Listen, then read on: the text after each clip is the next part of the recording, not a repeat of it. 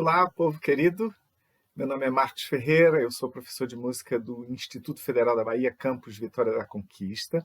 Estamos aqui para mais uma aula de música e o conteúdo de hoje vai tratar sobre escrita e leitura musical de uma forma não tradicional. Ou seja, nessa leitura, nessa escrita musical, nesta linguagem, a gente não usa a pauta musical, ou seja, aquela reunião de 5 linhas e 4 espaços, horizontais, paralelos, equidistantes, etc., sobre a qual a gente escreve, né, ou na qual a gente escreve as notas musicais. Nem vamos trabalhar com as figuras de som e silêncio tradicionais, semibreve, mínima, semimínima, etc. Então, esta linguagem, que a gente chama aqui de linguagem dos quadradinhos, ela tem, a gente viu na aula anterior, a possibilidade de trabalhar com um som dentro de um tempo, com 2 sons dentro de um tempo, ou com 4 sons dentro de um tempo, tá? Hoje a gente vai começar a entender de que forma a gente vai grafar o silêncio dentro desta escrita musical. Então, temos aí 8 quadrados. Sobre cada quadrado há uma linha vertical, o que indica que todos esses quadrados têm a duração de um tempo. E nós temos aí, então, o X sobre o quadrado, que indica que ali, naquele ponto, naquele tempo, há um silêncio.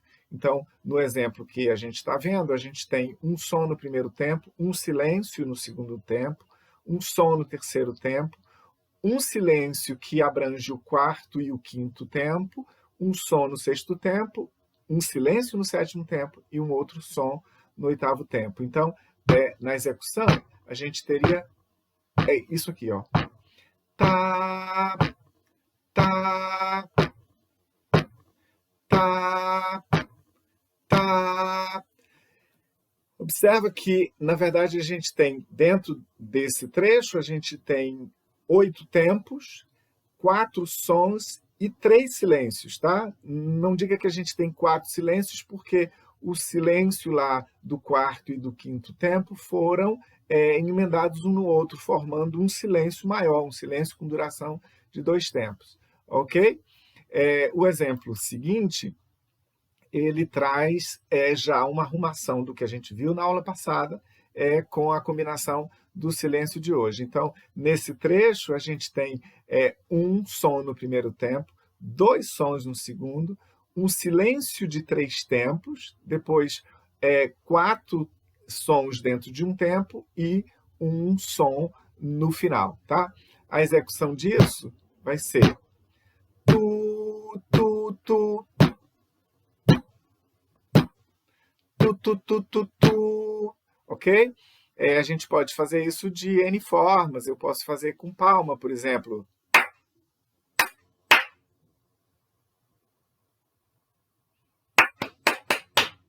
Ok? Então, esse exemplo, né, se a gente for analisá-lo, a gente vai chegar à seguinte conclusão. São 7 tempos, né, um trecho musical com 7 tempos, e nesse trecho musical pode ser encontrados 8 sons e um silêncio com duração de 3 tempos, tá?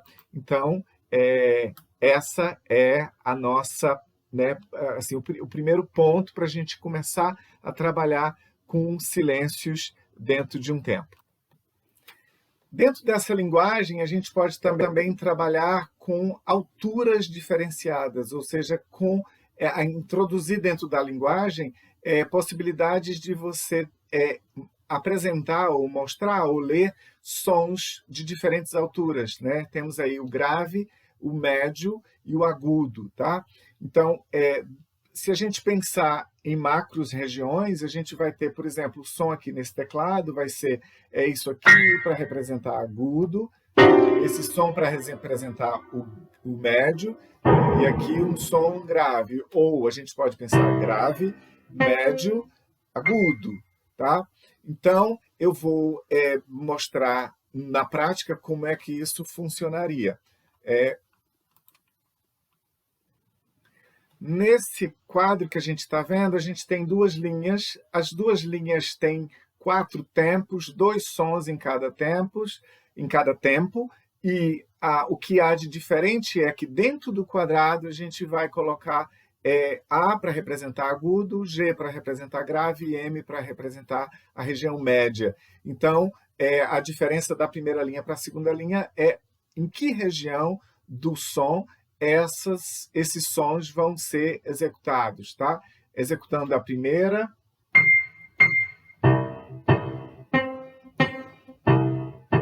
ok? Agora, executando a segunda.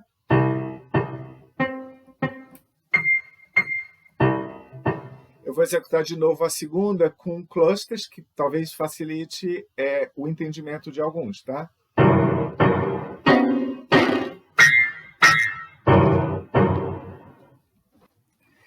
Evidentemente, a gente pode pensar ou explorar esses sons grave, médio, agudos em outros instrumentos.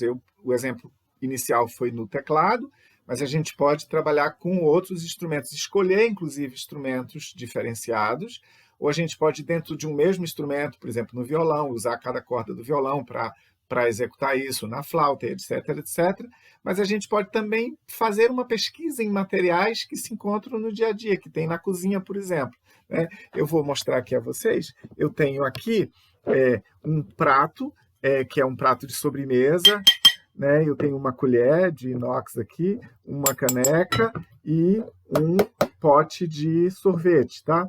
Eu vou usar uma pequena flanela aqui para cobrir o copo e o pote de sorvete, que eles vão dar tornar esse som um pouquinho mais aveludado. Então, a gente tem... Tá? Então, aí a gente trabalhou com agudo, médio e grave, né? Então, usamos materiais que a gente encontra no dia a dia, e isso é uma forma bem tranquila. O exemplo posto aí pode ser explorado nesses instrumentos, nesses materiais de cozinha que eu selecionei. Então, eu vou tocar isso aí.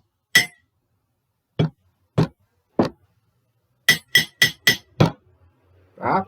Eu posso também trabalhar com voz, né? Por exemplo, eu posso estipular que tá, esse é o som agudo, esse é o som médio, esse é o som grave. Então, ti, te, te, tá, ti, ti, ti, ti, te. Ou seja, existe N possibilidades da gente explorar essas regiões. A gente pode também trabalhar isso com melodias, enfim, não pensar nas regiões macro, mas ir trabalhando cada vez mais que a compreensão for ficando clara, reduzindo esse universo, né, para um universo micro, e aí a gente vai poder, então, chegar à exploração de melodias, tá bom? Então, foi um prazer estar com vocês. Um beijo, um cheiro e um queijo.